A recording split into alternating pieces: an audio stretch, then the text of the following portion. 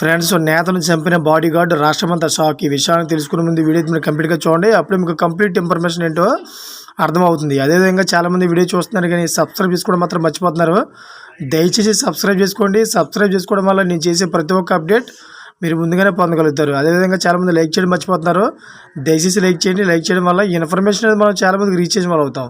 ఇంకా లేట్ చేయకండి, వీడియోకి వెళ్ళిపోదాం. ఫ్రెండ్స్, బాడీగార్డ్ చేతిలో రియల్టర్ దారుణ హత్యకు గురైన ఘటన రంగారెడ్డి జిల్లాలో జరిగింది.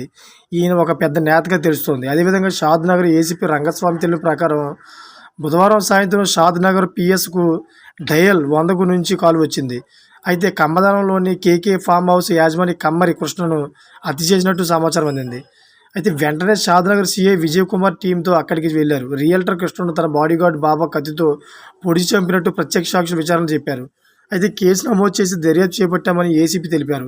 కాగా సాయంత్రం 5 గంటలకు నా భర్త కృష్ణతో ఫామ్ హౌస్లో ఉండగా బాడీగార్డ్ బాబాను టీ పెట్టమని చెప్పాం. టీ తెచ్చి ఇవ్వగా తాగారు. అయితే అనంతరం బాబా గట్టిగా అరుచుకుంటూ కేకే 2 చేతులు పట్టుకున్నాడు.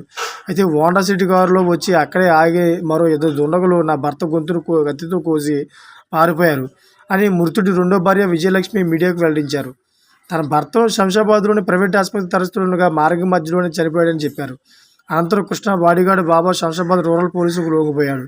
నిందితుడిని అదుపులోకి తీసుకుని షాద్ నగర్ పోలీసులకు అప్పగించారు.